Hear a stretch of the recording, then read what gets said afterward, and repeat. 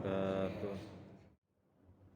Hari-hari kita saat ini akan menghadapi suatu ibadah yang sangat luar biasa, terutama ketika kita memasuki bulan Zulhijjah, yang mana bulan Zulhijjah ini adalah suatu bulan yang Allah katakan bulan-bulan di antara bulan haramnya dia.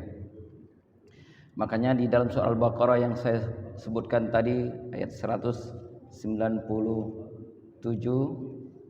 Al-Hajju ashurun ma'lumat. Haji itu ada di beberapa bulan yang telah diketahui, yaitu bulan Zulhijjah. Faman farada fihinal hajja, barang siapa yang memenuhi kewajiban haji, fala rafas, maka tidak boleh dia berkata kotor. Artinya tidak ada kata-kata yang terucap dari lisannya, baik itu merupakan cacian ataupun merupakan hal-hal yang diharamkan di dalam agama ini. Wala fusuqah, tidak boleh dia juga melakukan fasik, dosa-dosa di dalamnya. Wala jidala, tidak boleh juga dilakukan di bulan itu jidal, yaitu pertentangan di antara kita di dalam bulan haji itu. Wa ma taf'alu min khairin ya'lamullah, barang siapa yang melakukan kebaikan Allah mengetahuinya. Wa tazawwadu, dan sesungguhnya berbekalah kalian, fa inna khair zadi taqwa, sebaik-baiknya bekal adalah takwa. Wattaquni ya ulil albab, bertakwalah kamu wahai orang-orang yang berpikir. Ayat ini mengingatkan kita bahwa bulan haji dilakukan di bulan Zulqa'dah, Zulhijjah, bukan di bulan-bulan yang lain. Artinya ini sudah merupakan ketetapan dari Allah Subhanahu wa taala yang sebagaimana kita ketahui. Dan diwajibkan bagi kita untuk melaksanakan haji pada bulan itu bagi orang yang mampu. Ya. Bagi yang mampu. Walillahi 'alan nasi hijjul baiti man istata'a ilaihi sabila. Bagi yang mampu untuk menjalankan perintah Allah, melaksanakan ibadah haji. Mampu dalam segi apa? Mampu dari segi ekonomi, mampu dari segi fisiknya, kesehatannya. Tetapi yang lebih penting adalah mampu dalam hal ilmunya. Banyak kita melaksanakan ibadah haji hanya karena mampu keuangan. Banyak orang yang menjalankan ibadah haji hanya mampu karena kesehatan ataupun tenaganya, tapi jarang sekali memperhatikan tentang ilmu daripada haji ini. Ya. Makanya haji itu adalah rukun Islam yang kelima, yang terakhir. Setelah bersyahadat, syahadat yang benar, setelah salatnya yang benar, setelah zakat yang benar, puasa yang benar, baru haji dijalankannya. Makanya banyak orang yang menjalankan ibadah haji pulangnya antara pulang dan setelahnya tidak ada perbedaan. Ya, tidak ada perubahan di dalam hidupnya. Padahal Allah katakan di dalam ayat ini fatazawwadu. Ya. Maka dikatakan wa ma taf'alu min khairin ya'lamullah. Apa saja yang kamu lakukan, kebaikan-kebaikan yang ada di dalamnya, Allah itu mengetahuinya. Wa tazawwadu, berbekalah kamu, dan sebaik-baiknya bekal adalah takwa.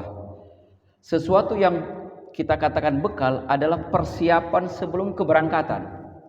Misalkan kita ada perjalanan di luar kota, kita mempersiapkan bekal untuk dalam perjalanan menuju suatu kota tersebut. Artinya sebelum berangkat kita telah menyiapkan bekal-bekalnya, bukan dalam perjalanannya. Begitupun dalam ibadah haji ini. Makanya sebelum kita haji, berbekallah kita dengan takwa ini. Ya. Sehingga ketika dia selesai melaksanakan ibadah haji, Dia hanya seperti orang yang hanya mengesahkan saja ketakwaan dia. Artinya di tanah airnya dia telah memperbanyak bekal takwanya, dan takwa tidak hanya dilakukan hanya sekedarnya saja, tapi harus dilandasi dengan ilmu yang dipelajarinya.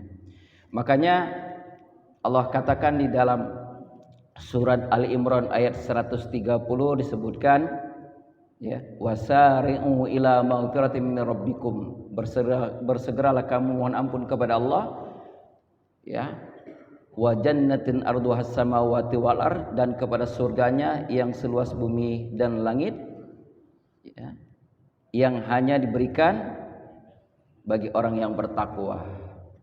Ya. Apa itu orang yang bertakwa? Alladzina yunfikuna fis sarra'i wad dharra. Dia sering membantu orang baik dalam lapang maupun sempit.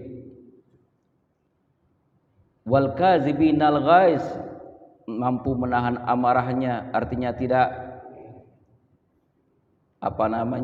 mudah marah orangnya. Wa afina 'anin nas, orang yang suka memaafkan kesalahan orang lain. Kemudian wallahu yuhibbul muhsinin, selalu berbuat kebaikan karena Allah suka kepada orang-orang yang berbuat kebaikan. Kemudian wa iza fa'alu fahisatan, dan apabila melakukan kesalahan, ya, zakarullah, dia ingat kepada Allah dan mohon ampun kepada Allah. Ini salah satu bekal daripada takwa.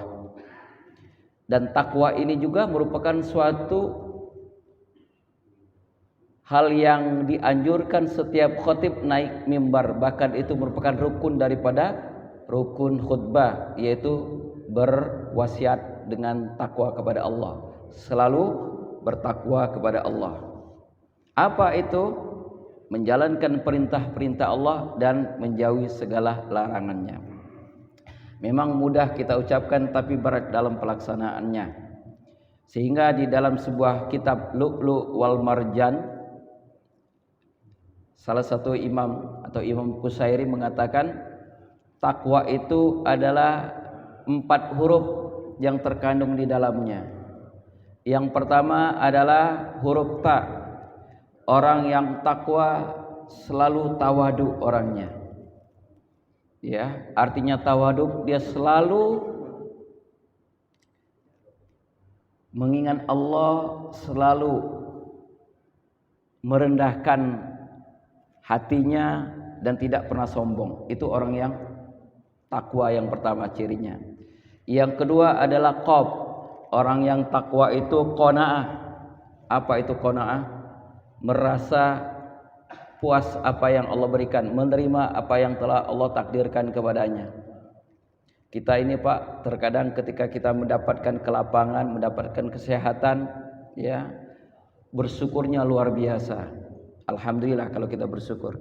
Tetapi terkadang kita ketika mendapatkan kesempitan atau dalam keadaan sakit, selalu mengeluh, ya, menyalah-nyalakan Allah dan sebagainya. Nah, orang seperti ini adalah orang yang tidak qanaah dengan ketentuan Allah. Maka Allah Rasulullah mengatakan, ridho bima qasamallah takun a'badan nas. Ridho dengan apa yang telah ditentukan Allah, maka engkau menjadi hamba Allah yang dicintainya. Ya. Kemudian ciri yang selanjutnya takwa itu adalah hurufnya waw. Orang takwa itu waro. Ini yang paling penting Pak. Waro itu orang yang menjaga dirinya dari hal yang subhat. Jangankan yang haram, yang subhat. Apalagi ketika kita berangkat ibadah haji ataupun umroh, harta yang kita pergunakan harus benar-benar kehalalannya.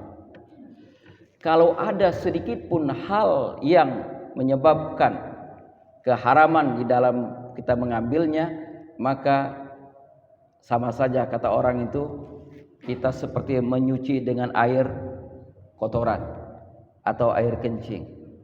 Sepertinya bersih tapi tetap saja najis. Makanya orang yang berangkat haji maupun umroh, perhatikan kewaraan ini. Masalah menjaga kebersihan daripada harta yang diambil. Apakah ada harta yang tercampurkan dengan harta-harta yang subhat, atau semuanya harta yang bersih kita gunakan. Ini yang paling penting. Karena ini yang akan bisa menjadikan haji mabrur atau umroh yang mabrur atau yang mardud atau yang tertolak. Ya. Karena kebanyakan kita tidak memperhatikan harta yang kita bawa untuk berangkat haji dan umroh ini. Ya. Kemudian yang selanjutnya takwa yang terakhir adalah yaitu yakin. Orang takwa itu selalu yakin dengan apa yang telah ditetapkan oleh Allah, percaya dengan apa yang telah menjadi ketentuan Allah, sehingga apa yang dia lakukan ya dia pasrah tawakal kepada Allah Subhanahu wa taala. Ya. Maka takwa inilah yang harus menjadi bekal bagi kita yang mau berangkat melaksanakan ibadah umroh dan haji. Kemudian di dalam ayat ini disebutkan terakhir, wattaquni, bertakwalah kamu. Takutlah kamu ya ulil albab, wahai orang-orang yang albab itu sebenarnya kalau diterjemahkan orang yang berpikir, tetapi albab ini jamak daripada labun. Labun itu adalah di dalam hati kita ada ada puat. Puat itu adalah tempat kita bisa memandang dengan mata hati kita, itu lab. Apa namanya puat? Di dalam puat ada lab. Lab ini namanya albab. Disinilah orang yang bisa merasakan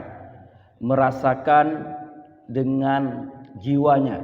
Maka albab itu artinya orang yang mempunyai rasa, orang yang mempunyai perasaan, bukan hanya perasaan secara lahiriah tapi perasaan ketuhanannya.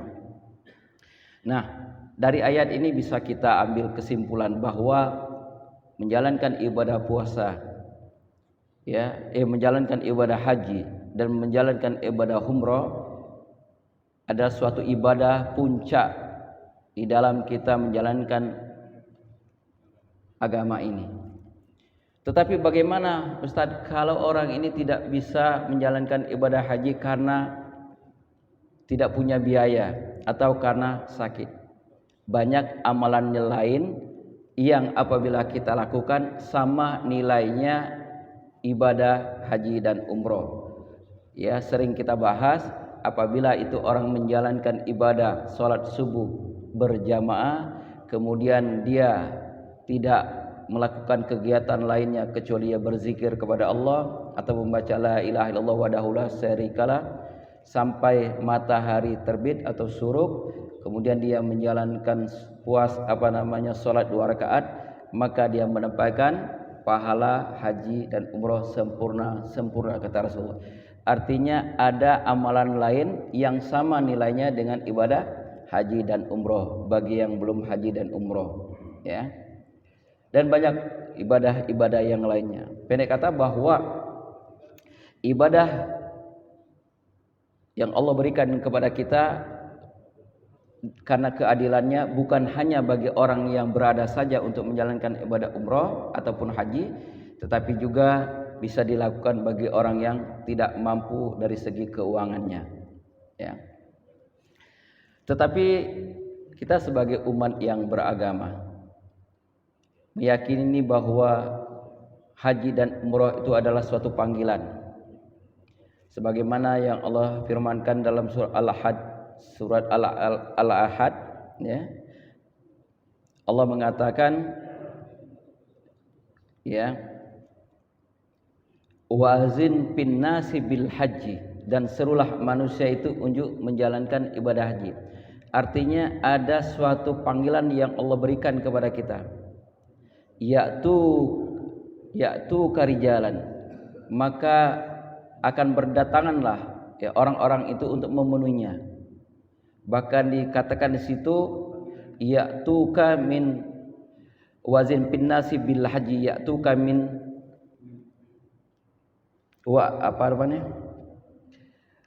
wazin bin nasi bil haji ya'tuka rijalan wa ala kulli dhamirin ya'tina min kulli fajin amik. Dan mereka akan datang kepadamu dengan menyeru, dengan berusaha memakai onta-onta yang kurus dari segala penjuru. Artinya apa? Mereka memenuhi panggilan itu dengan, ya, semangat, dengan kemauan yang luar biasa. Bahkan banyak orang yang terpanggil dengan panggilan Allah ini, mereka mengumpulkan hartanya. Seperti di tahun ini ada orang yang tukang buruan, 20 tahun dia mengumpulkan biayanya dan berangkat haji di tahun ini. Ada juga orang yang karena tidak mungkin dari segi ekonomi, dia berdoa kepada Allah, alhamdulillah dia diberangkatkan oleh orang yang mampu gitu. Makanya kalau ada orang yang telah menjalankan ibadah haji karena wajibnya sekali, kalau ada pun harta yang dia milikinya, menghajikan orang lain itu malah lebih baik, dengan hartanya itu. Tetapi ada juga orang yang telah dilebihkan oleh Allah dari segi hartanya karena tidak ada keinginan yang kuat, akhirnya sampai nyawa pun telah dipanggil oleh Allah Subhanahu wa taala tidak dapat menjalankan ibadah haji. Saya ada pengalaman, ada beberapa orang yang mana dia ini sebenarnya dari segi ekonomi sangat mampu sekali untuk menjalankan ibadah haji. Tetapi karena merasa dia ini belum siap, karena merasa masih kotor, akhirnya dia belum berniat untuk menjalankan ibadah haji itu. Ternyata dia mendaftarkannya, ketika dia sudah mendaftarkan hajinya, karena di Indonesia ini waktunya begitu lama, belum sempat menjalankan hajinya, akhirnya dia meninggal dunia. Artinya tidak sampai dia menjalankan ibadah.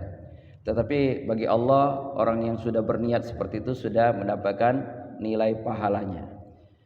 Artinya jangan sampai itu kita tunda-tunda. Kalau memang kita sanggup untuk mendaftarkan diri kita, maka kita harus segera mendaftarkan diri. Minimal umroh, minimal umroh. Nah, makanya ketika niat yang ada di dalam diri kita barengi dengan amal, yaitu minimal kita menabung atau mendaftarkan diri, mudah-mudahan Allah akan memudahkan jalan kita untuk menuju Baitullah. Bapak Ibu yang dirahmati oleh Allah Subhanahu wa taala, catatan yang terpenting dari kajian kita dari surat Al-Baqarah ayat 197 ini tentang masalah haji ini adalah bagaimana bekal haji yang harus kita persiapkan. Dan yang harus kita perhatikan adalah materi yang kita gunakan ataupun ongkos yang kita setorkan itu adalah harta yang halal. Jangan sampai harta yang kita setorkan ataupun yang kita pakai, yang kita bawa adalah yang tidak baik ataupun yang subhat. Maka ini akan sangat mempengaruhi sekali nilai daripada haji kita. Karena haji itu dikatakan dalam sebuah hadis, laisa lahul jaza ilal jannah. Tidak ada balasan orang yang menjalankan ibadah haji itu kecuali surganya Allah Subhanahu wa taala. Nah, bagaimana cara kita melihat apakah haji ini mabrur atau tidaknya? Kita lihat apa yang dirasakan ataupun perubahan yang terjadi pada jamaah tersebut setelah dia pulang daripada ibadah haji ataupun umroh. Kalau misalkan setelah dia pulang daripada haji, maka perilakunya sama saja atau bahkan lebih kurang baiknya, maka berarti hajinya kurang benar. Saya punya teman, sebelum dia berangkat haji dia adalah seorang kontraktor. Tetapi setelah dia pulang dari ibadah haji, dia memperhatikan bahwa untuk mendapatkan sebuah pekerjaan, dia harus nyetor dulu lebih dahulu. Dan ini adalah hal yang tidak dibenarkan dalam agama kita. Akhirnya dia berhenti menjadi kontraktor. Kenapa? Karena dia tahu bahwa ini adalah hal yang tidak baik. Ya. Saya juga punya teman, ya. Saya juga punya teman yang mana dia adalah seorang yang kontraktor juga. Nah, karena dia yakin bahwa harta yang didapatkan dari orang yang melakukan pekerjaan ini banyak yang kurang benarnya. Ada setoran di sana sini, bahkan ada hal-hal yang lain. Akhirnya apa? Dia lambat laun semua proyek-proyek itu dilepaskan semuanya. Kenapa? Dia khawatir. Dia menyatakan, kalau saya mati sebelum harta pekerjaan ini saya berhentikan, saya sudah pasti akan berada di neraka. Maka dia terinspirasi sekali dengan dakwanya Ustadz Darsat Latif tentang kontraktor yang sama-sama ya menjerumuskan mereka ke dalam neraka. Nauzubillah. Oleh karena itu tentang harta ini harus kita perhatikan. Maka sebaik-baiknya pekerjaan yang kita lakukan adalah ya mengajak orang ke jalan Allah. Bukan berarti dia harus menjadi ustadz, tapi mengajak kepada hal-hal yang baik. Ya, Bapak Ibu yang dirahmati oleh Allah Subhanahu Wa Taala. Ya, kalau ada yang mau bertanya, silakan tentang masalah haji dan umroh atau masalah yang berkenaan dengan itu. Ya, dan nanti kita akan memasuki bulan Zulhijjah. Ada amalan-amalan di bulan Zulhijjah itu, yang mana amalan ini sangat baik kita lakukan. Ya.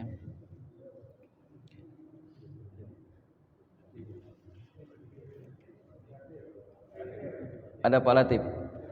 Assalamualaikum warahmatullahi wabarakatuh. Waalaikumsalam warahmatullahi wabarakatuh. Sebelumnya saya minta maaf karena pertanyaan saya di luar materi yang saya sampaikan. Juga minta maaf pada Bapak Ibu jamaah karena mungkin apa yang saya tanyakan Bapak Ibu sudah sangat tahu. Cuma saya sendiri yang belum tahu pasti. Yaitu apakah itu sholat awabin? Apa itu artinya awabin dan apa keutamanya? Terima kasih. Assalamualaikum warahmatullahi wabarakatuh. Iya. Salat awabim itu sama saja dengan salat taubat. Ya Pak. Jadi awabin itu adalah pengakuan daripada kesalahan dan dosa-dosa yang kita lakukan. Kita mohon ampun kepada Allah. Kita melaksanakan salat, sama halnya kita melaksanakan salat taubat. Jadi nama lain daripada taubat itu awabin, gitu. Ya. Oke. Sebenarnya ada terusan daripada ayat yang kita baca tadi, ya. Di sini disebutkan laisa 'alaikum junahun an tabtagu fadlan min rabbikum fa iza afattum min arafatin fazkurullaha innal mas'alil haram. Tidak ada dosanya bagi kalian antabtagu fadlan min rabbikum, untuk mendapatkan keutamaan, ya, ataupun mendapatkan rahmat rezeki dari Allah Subhanahu wa taala. Fa idza qadaitum fa idza afattum min arafat, dan apabila kamu telah menjalankan atau setelah wukuf di Arafah, fazkurullah innal mas'aril haram, maka ingatlah Allah di tempat-tempat yang telah ditentukan. Artinya bahwa ibadah haji adalah mengingatkan kita bahwa di situ tempat kita untuk mengingat Allah sebanyak-banyaknya pun setelah kita menjalankan ibadah haji itu. Makanya kemarin ada acara di tempat Pak Sam. Saya katakan Pak Sam, ketika wukuf di Arafah, wukuf itu artinya berhenti. Berhenti di sini bukan saja aktivitas jasmani kita yang kita hentikan, bukan hanya aktivitas keinginan duniawi kita yang kita hentikan, tapi semua aktivitas yang kita hentikan di situ. Bahkan zikir pun bukan lagi dengan lidah. Zikir dengan lidah sudah kita hentikan di situ. Kita wukuf berhenti, kita mengingat kembali dan kita akan kembali kepada yang awal. Jadi kita kembali kepada awal sebelum kita diciptakan. Nah, makanya saya akan memberikan ini dari segi ilmu makrifat ya. Kalau segi ilmu syariat mungkin kita wukuf di Arafah cukup kita duduk baca Quran, berzikir, mendengarkan khutbah. Tapi dari segi makrifat ataupun hakikatnya di situ kita merenungkan diri, mengembalikan semuanya.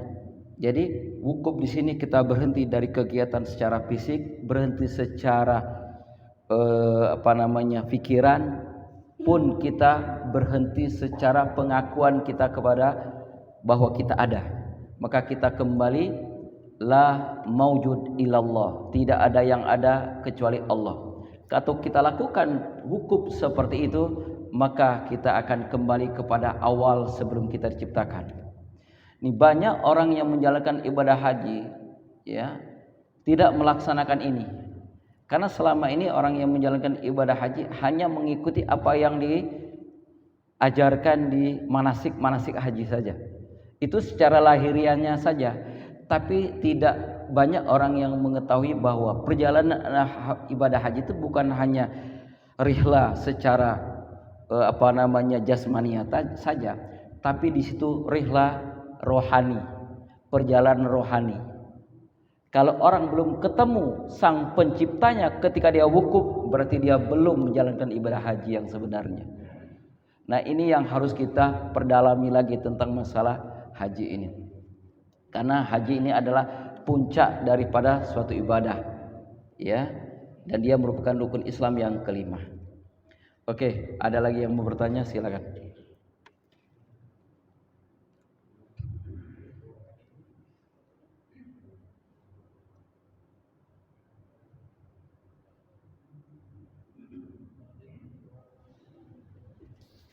Assalamualaikum warahmatullahi wabarakatuh. Waalaikumsalam warahmatullahi wabarakatuh.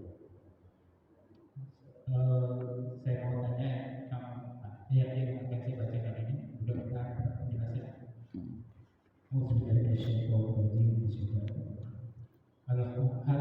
Al-hajju ashhurun ma'lumat. Wa man farada fihinna al-hajja fala rafasa wala fusuqa wala jidala fil hajj. Nah, maksud dari ayat ini mohon penjelasan Ustaz.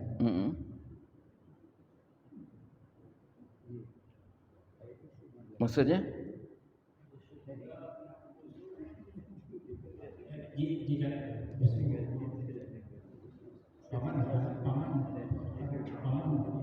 paman fardhu finnal. Ya. Jadi al-hajju ashurun.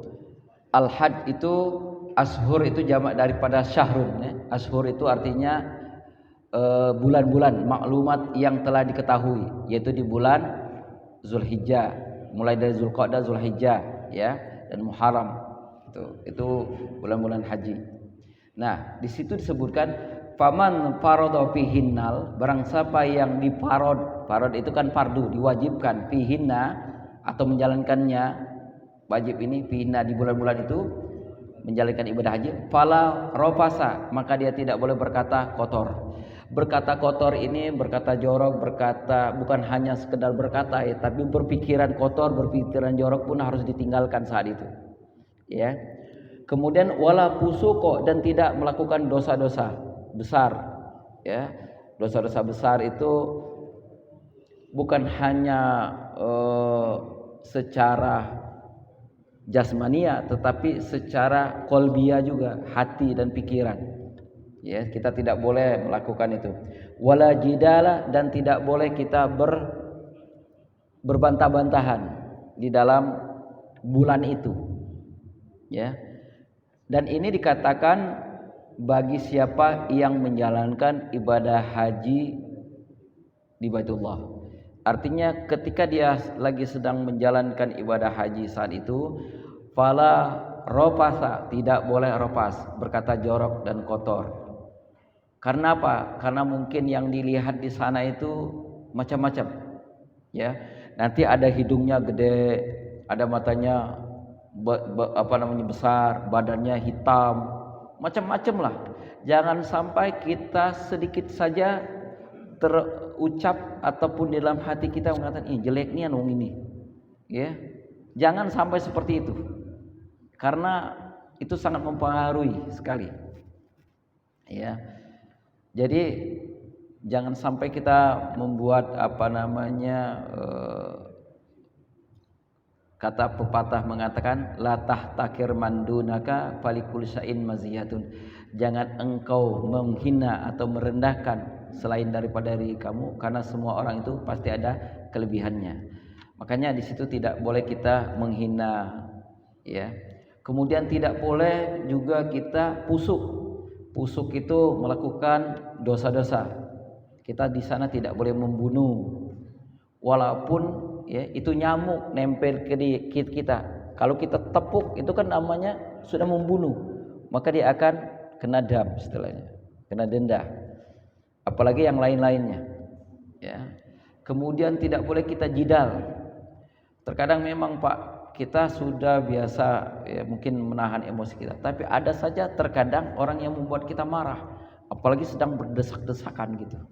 Ya, kita tawaf, ada yang nyenggol kita sa'i juga begitu, kita melempar dan sebagainya.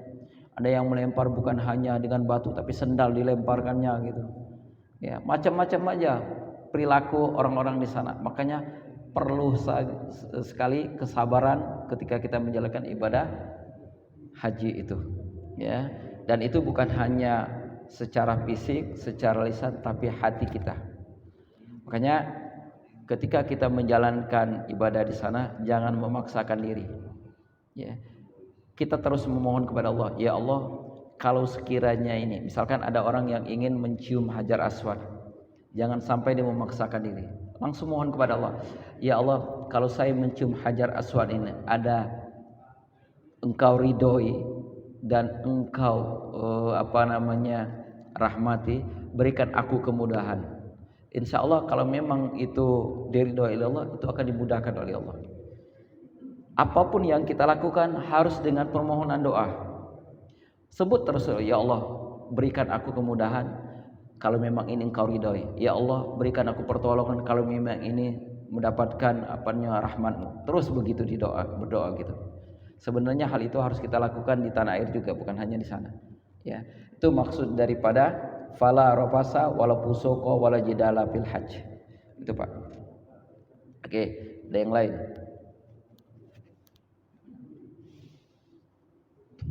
Boleh dengan yang lainnya, bukan hanya masalah haji saja.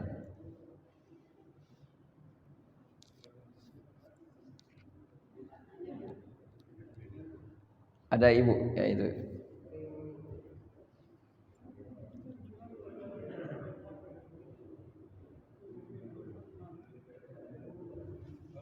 Assalamualaikum warahmatullahi wabarakatuh. Waalaikumsalam warahmatullahi wabarakatuh. Ini Pak, saya mendengar katanya umroh di bulan puasa selama 1 bulan penuh itu sama pahalanya dengan berhaji begitu di bulan Dzulhijjah.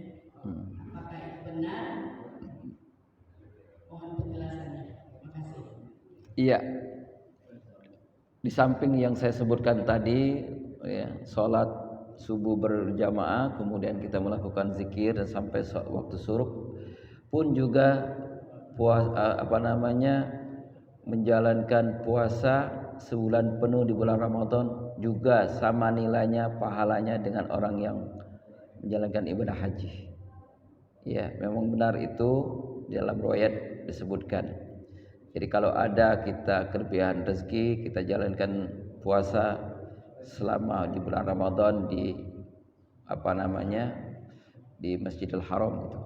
Kita ada beberapa orang di sini yang kemarin yang menjalankannya. Mudah-mudahan Allah terima amal ibadahnya dan mendapatkan pahala haji. Ya. Tetapi puasa itu punya kelebihan tersendiri, ya, yang kita lakukan. Karena di sorga itu ada pintu-pintunya, Bu. Ya, pintu-pintunya.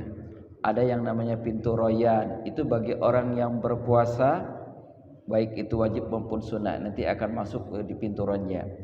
Ada orang yang masuk melalui pintu haji. Orang yang hajinya mabrur akan masuk melalui pintu haji itu.